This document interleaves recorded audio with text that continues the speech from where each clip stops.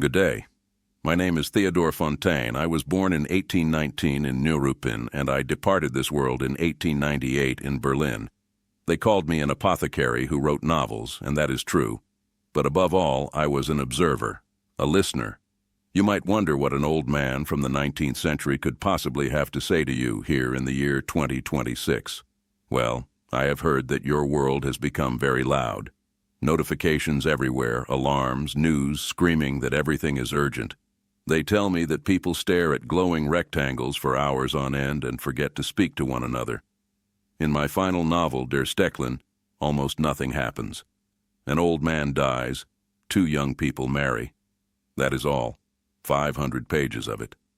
And yet I believe that this very nothingness is precisely what you need most today. Let me explain. Your algorithms, as they are called, feed you what they call dopamine, short stimuli, quick rewards, click, click, click. Always the next thing, one message chasing another. Everything is an event, but nothing has meaning anymore. Der Stecklen is the antidote. I replaced plot with state of being. I replaced event with conversation. The event is the conversation itself, you see. Not what happens, but how people relate to one another, how they think, how they feel. That is the true content of life. In a world that has forgotten how to breathe from all its rushing about, I offer you a quiet lake. Sit down. Look. Listen. I was a trained apothecary, you must know. Years of my life I spent weighing substances, observing reactions, diagnosing symptoms. This training shaped the way I write. I analyzed society like a chemist analyzes his compounds. 40% aristocracy, 20% clergy, 30% bourgeoisie, and 10% irony. That was roughly the mixture. I did not romanticize. I diagnosed. This diagnostic method, this sober but not cold gaze, is what you might learn again in your age of emotional excess. Not judging but understanding, not condemning but observing. As a young man, I spent years in England as a correspondent. I witnessed the Industrial Revolution with my own eyes, Parliament in action, British humor in all its dry magnificence. Those years made me a stranger in my own homeland, and that was exactly what I needed, because only the strangers see what the natives have long ceased to notice. I learned to dismantle rigid Prussian society with a smile, not a sword. Irony became my tool. It allows criticism without bitterness. It enables truth without injury. In your age of outraged comment sections and snap judgments, a little British irony might be a healing medicine. I wrote Der Stecklen at 79 years of age. I knew I would soon die. And I knew that the world I had known, the old Prussian order with its Junker estates and traditions, was also dying. But I did not write in bitterness. I developed what I call Entsagung, resignation. But not resignation in the sense of giving up. It is clarity. It is acceptable that things change without becoming bitter about it. They tell me your generation suffers from something called burnout. Perhaps Entsagung is what you need, the art of letting go. The wisdom to accept that not everything is within your control.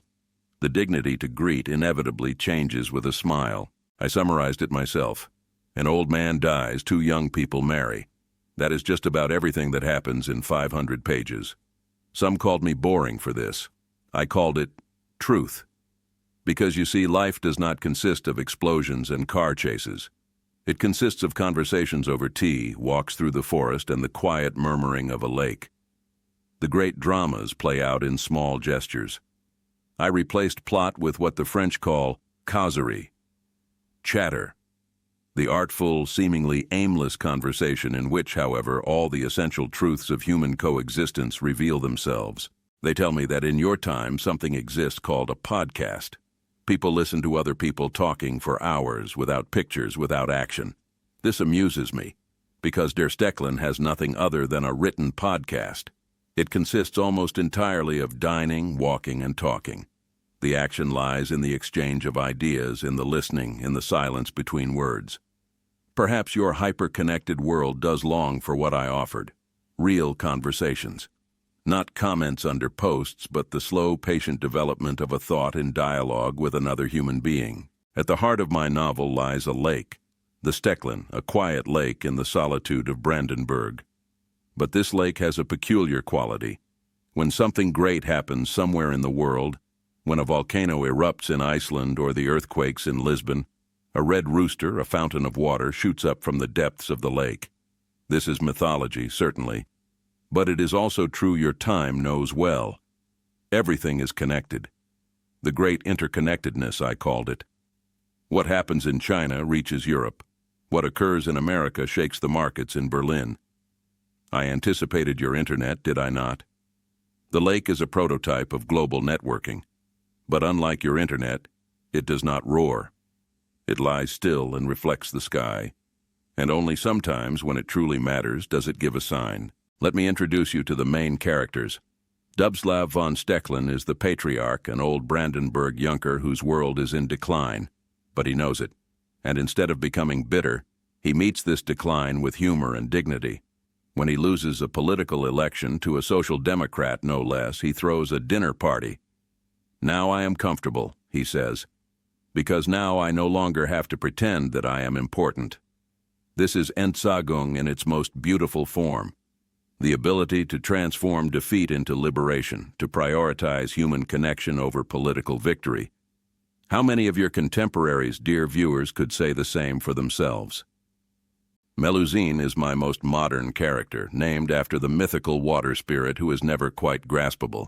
She refuses to be solidified by male gazes.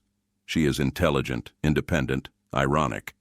In your time, they might call her an early feminist. She represents what was to come, the fluidity of modern identity, the refusal to be put into boxes. Melusine also embodies my philosophy of lightness. She takes the world seriously, but not too seriously. She is engaged, but not grimly so. This is an art that seems to be getting lost in your age of constant outrage. They tell me about these algorithms that show you only what you already believe. Echo chambers, filter bubbles, people who only speak with like-minded individuals and consider anyone who thinks differently an enemy. In der Stecklin, conservatives, socialists, and artists sit together at the same table. They eat together. They argue, certainly, but with respect. They listen to each other. Causerie, cultivated conversation, is the social lubricant, the opposite of polarization. The cure for your filter bubbles is simple. Sit down at a table with someone who disagrees with you. Eat together, talk, listen. Do not take yourself so seriously. The lake in my novel is not mere backdrop. It is an actor. It reacts to human history. It is connected to the catastrophes of the world. In a sense, I anticipated what you call eco-criticism. You call your epoch the Anthropocene, the age in which humanity has become a geological force, in which nature is no longer silent scenery but responds. Your climate catastrophes are the red rooster rising from the depths. Der Stecklin teaches that we are part of a great interconnectedness, that our actions have consequences even at the other end of the world, that humility before nature is not weakness, but wisdom. In my time, we feared the steam engine. I once wrote that I was afraid humans might become atoms in a giant movement, dehumanized, interchangeable, driven by forces they cannot control. You now have this artificial intelligence. They tell me it can even speak like me, which I find honestly somewhat unsettling. The fear remains the same, becoming obsolete, being replaced, losing one's humanity. My answer then was the same as it is now. One must love the old, but live for the new. Technology will come whether we want it or not.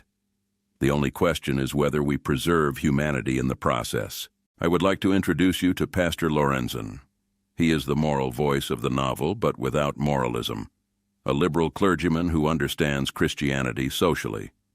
Lorenzen builds bridges between old and new, between conservative and progressive, between classes. He conducts conversations rather than sermons. He listens rather than judges.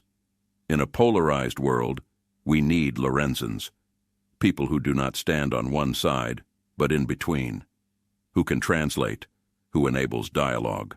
Voldemar, Dubslav's son, is your representative in the novel. He observes. He is caught between worlds, no longer entirely part of the old order, but not yet arrived in the new. Many of you know this feeling, do you not? Too old for TikTok, too young for retirement. Raised in a world that no longer exists but not yet at home in the new one. Woldemar finds his peace by ceasing to fight, by accepting that he is a transitional being. This is not weakness. This is wisdom. What then can Der Stecklen teach you in the year 2026? First, deceleration. Your entire system is designed for acceleration, faster, more, immediately. But the human mind is not made for this. My novel offers the counter-program, the art of slow reading, of patient listening, of dwelling on a thought before rushing to the next. Sit by the window, look out, think. Not every moment must be productive. Not every silence must be filled. I wrote Der Stecklen as a dying man. And yet it is not a sad book. It is a book about the art of aging with dignity, of dying with humor, of accepting one's own irrelevance and finding freedom in it. Dubslav dies at the end. But his death is not failure. It is transition. The old makes way for the new, and that is all right. That is the way of things. Your culture fears age. It fetishizes youth. Der Stecklen offers an alternative, the wisdom of letting go, the beauty of autumn. If there is one lesson I would press upon you, it is this. Do not take yourself so seriously. Your opinions, your identities, your convictions. Hold them, but not too tightly. Causerie only works when one is willing to relativize oneself. When one does not see the other as an enemy, but as a human being with a different perspective. When one can laugh, even at oneself. Irony is the antidote to fanaticism. Humor is the bridge between camps. Self-distance is the beginning of wisdom. And finally, do not forget everything is connected. The great interconnectedness. What you do has consequences. What you say reverberates. The lake responds to the volcano at the other end of the world. But this connection is not a burden. It is comforting. You are not alone. No one is alone. We are part of a great whole, and that gives life meaning. Stecklen lies still. It reflects the sky. And sometimes when the world is shaken, it gives a sign. Just as we all do, there is part of a great interconnectedness in which even the quiet is significant. My legacy is not a dusty book, it is a mindset. In a hyper-connected, noisy world, the most radical act may be this: to sit down at a table, to listen to someone you disagree with, and to accept the changing times with a smile. The Stecklen is silent. Be so too now and then. And never forget everything is connected. Thank you for your attention. And now, if you wish, put this device aside and look out the window. Or better yet, invite someone to dinner and talk with each other. That is all I ever wanted to say.